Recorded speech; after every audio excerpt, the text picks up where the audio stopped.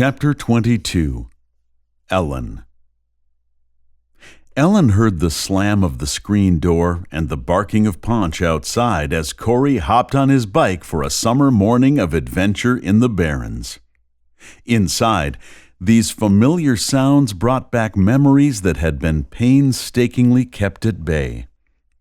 The only thing Andy had loved more than his bike was the ball of black and white fur Ben had brought home for his 12th birthday.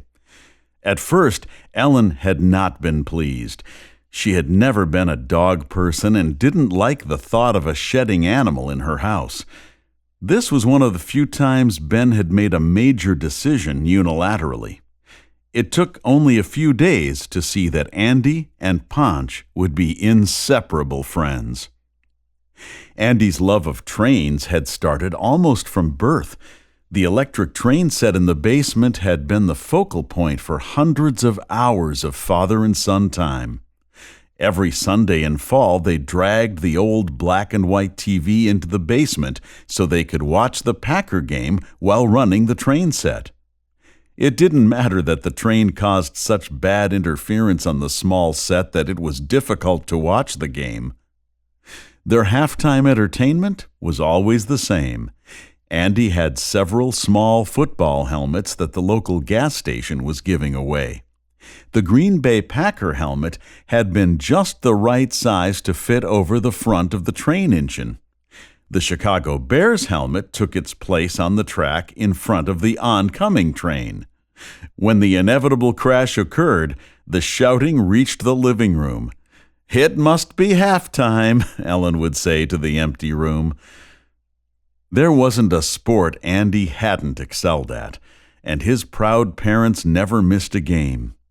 At times, work on the farm would extend late into the night because Ben had spent the earlier hours cheering on his son. Although Ellen complained about standing in the cold rain to watch football games, the truth was that she loved every minute of it. Small sacrifices were a part of parenting. In school, Andy had blown hot and cold. Any class that had required him to have 2 feet on the ground at the same time was destined to be troublesome. Viola Williams, the energetic science teacher, had gotten Andy through 7th grade science by making sure he'd always had assignments written down and by creating projects that Andy found interesting.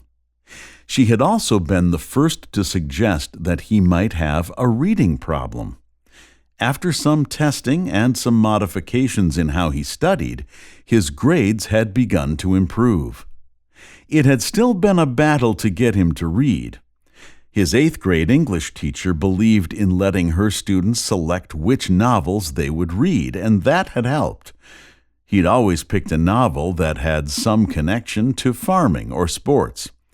A milestone was reached the day Andy had come down from his bedroom thrilled because he had actually read a whole book. Any spare time had been spent working with Ben in the barn.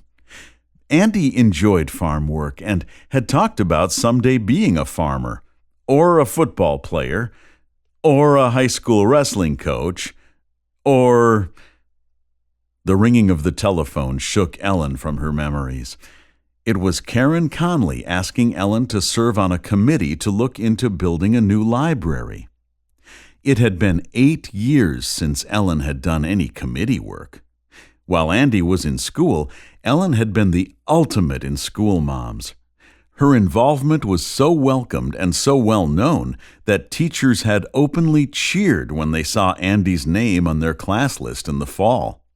She'd done it all: chaperoned field trips, run fundraisers, served snacks at parent meetings, and even organized the Teacher Appreciation Day. But that was when Andy was in school. Andy was gone, and so was her enthusiasm for being around other people. Ben had to take over the grocery shopping. For several years, she stopped going to church so she wouldn't have to see people she knew. Her withdrawal from life had continued until she would not even leave the house or answer the telephone. With their marriage in trouble, Ben had finally gone to Reverend Olsen for help. His regular visits had helped Ben and Ellen to rebuild their relationship and make plans for the future. They had reluctantly agreed to think about being foster parents. Ellen wasn't sure she could do it. In the middle of a March blizzard, Reverend Olsen had driven all the way out to the farm, saying, "This isn't something I can explain over the phone." Reading the file he'd brought about a small boy who had lost his parents was all Ellen or Ben needed. Their discussion had taken place completely through eye contact. Knowing the risks involved in saying yes and the certainties involved in saying no, Ellen had turned to Reverend Olsen and said, "We'll do it." The next evening, Corey was in their house, and their lives had begun again. "Sure, Karen, I'd love to help with the library committee. Just let me know when and where." From Corey's Field Notes. Wisconsin Prairie Remnant Inventory Field Notes.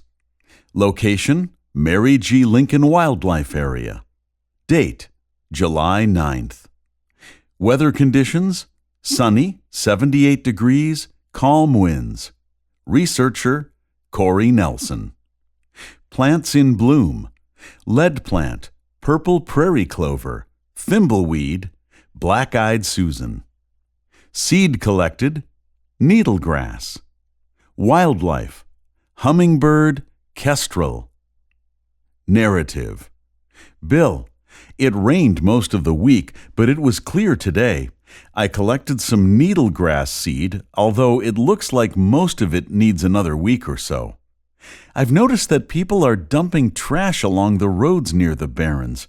Last week I found 2 tires and a refrigerator. Corey.